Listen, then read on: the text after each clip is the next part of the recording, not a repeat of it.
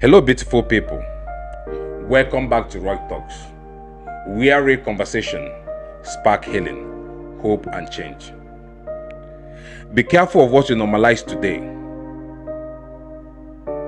Be careful of what you normalize today, because it could become the chain that will destroy your tomorrow. Think about this for just a moment. Every addict has one thing in common. They never planned to become addicted. It all started with one decision, one friend, one pill, one moment they thought they could control. Today's story isn't about drugs alone. It's about dreams that were buried. A family that watched the young man they loved disappear. And a successful businessman who lost everything he had just because of addiction. We have changed the name to protect his identity. But every word you are about to hear is inspired by real struggle shared with Roy Talks. As you listen, don't judge. Listen with your heart, because someone you know might be fighting the same battle in silence, waiting for someone to understand instead of condemn. With no further ado, this is George's story. Dear Roy, as I type this message, tears keep rolling down my face because I never imagined my life would end up like this. There was a time people called me chairman. I owned a freight station. Business was booming. Money was coming in, and I lacked nothing. I had cars, a beautiful home, a loving wife, a wonderful children, and people respected me wherever I went. I was always willing to help others, and I honestly believed my life would only get better. If someone had told me that one day I would lose everything because of drugs, I would have laughed. I never knew that destruction could begin with something as small as a single pill. It all started with tramadol. A friend told me to help me work longer hours, give me more energy, and take away stress. I believed him. The first time I took it, I felt like I could do anything. I thought I had found something that would make me more productive.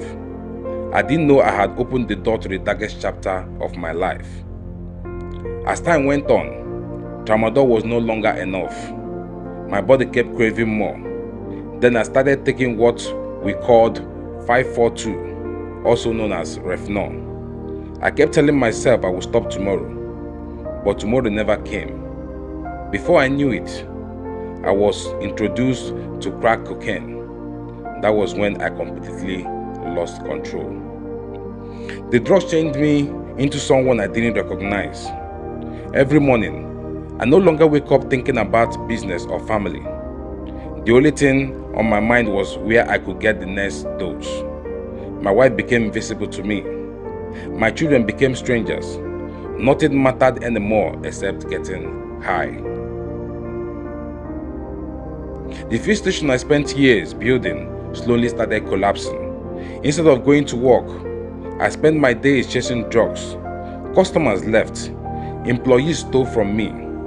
Debts piled up. Everything I had worked so hard to build was falling apart, and I couldn't even see it because the drugs had taken over my life. I sold my first car just to buy drugs. When the money finished, I sold another one. Then I sold my land. I borrowed money from friends and family, making promises I knew I couldn't keep. Eventually, I did one thing I never thought I would do.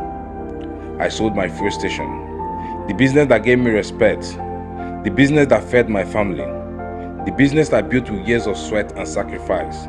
I sold it all just to satisfy the addiction that could never be satisfied. After everything was gone, the drug still wanted more. Addiction never says it's enough. It keeps taking until nothing is left. The hardest part wasn't losing my properties. It's watching my wife cry herself to sleep almost every night. It was seeing disappointment in my children's eyes. They no longer looked at me with pride. They looked at me with pain. The people who once respected me now crossed the roads to avoid me. I became a living example of how addiction destroys lives. One day, I stood in front of the mirror and I couldn't recognize the man staring back at me. My face was thin. My eyes had lost their light. I looked far older than my age. I broke down, cried like a child, not because I had lost money, because I had lost myself. My family refused to give up on me, even when I had given up on myself. They took me to rehabilitation center. The first few weeks was the hardest days of my life. My body craved for drugs. My mind kept telling me to run away. There were days I felt I couldn't survive.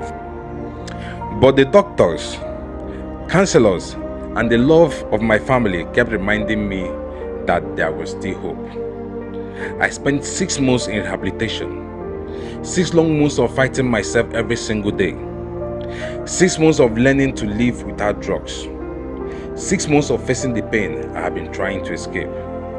It wasn't easy, but those 6 months changed everything. Today, I'm no longer the wealthy businessman people once knew. I don't own a fuel station anymore. I don't have the cars or the money I used to have.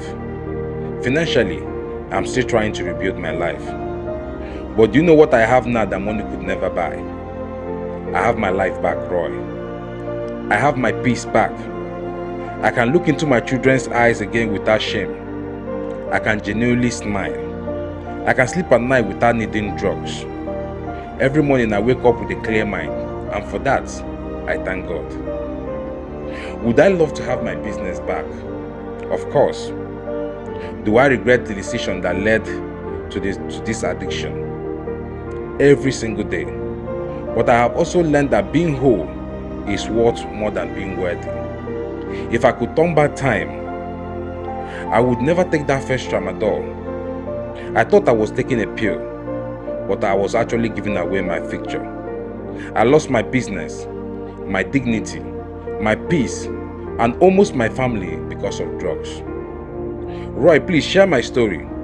If my pain can stop just one young person from taking that first pill, if just one family can be saved from this kind of heartbreak, then maybe my sufferings will not be in vain. To everyone hearing this, drugs don't care who you are. They don't care if you are rich or poor. They don't care about your dreams, your family, or even your future. Drugs only has one mission, which is to take everything. I mean, everything. But if you're already trapped in this, please don't lose hope. Recovery is possible.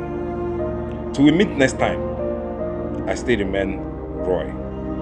Thanks and God bless.